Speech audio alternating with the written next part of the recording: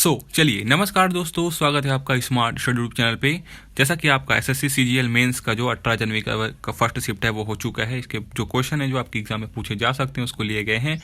Video बहुत छोटी बनेगी, आपको पूरा देख लेना चाहिए क्योंकि यह क्या है ये पीछे पूछे जा सकते हैं। ठीक है, तो चलिए शुरू करते हैं बिना किसी देरी के। क्वेश्चन आपका, किस पर्वतीय पर्यटन स्थलों की राजकुमारी कहा जाता है, पूछा गया। मतलब किस पर्वतीय पर्यटन स्थल को हम क्या बोलते हैं, राजकुमारी बोलते हैं करके।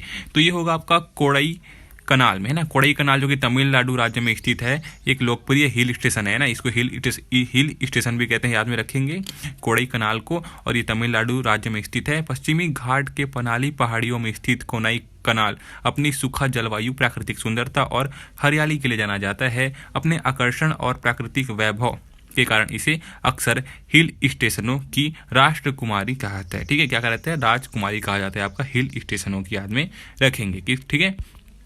अगले आपका, राष्ट्रीय मतदान दिवस कब मनाया जाता है ये पूछ लिया गया था, है ना।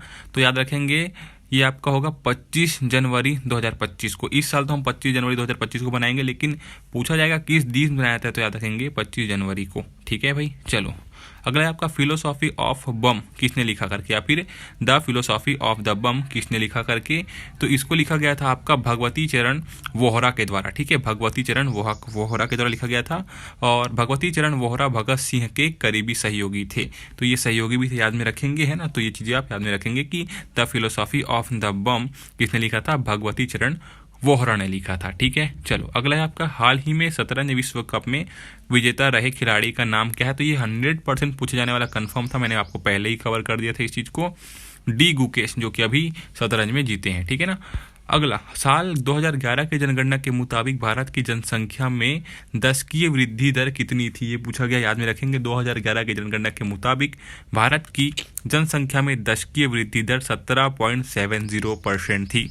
कितना, 17.70% थी। साल 2011 में भारत की जनसंख्या 1.21 या फिर 1.21 करोड़, सॉरी 1.21 अरब हो गई, याद में रखेंगे। ठीक है भैया, चलो अगला है आपका, अम्ल और क्षार के लिए आयनिक सिद्धांत किसने दिया, ये पूछा गया था। सिंपल सा आंसर आएगा आपका, क्या किसने दिया था इसको, स्वेंते अरहेनियस ने दिया था। ठीक है, स्वेंते अरहेनियस ने दिया था, है ना। उन्होंने साल 1884 में यह सिद्धांत दिया था।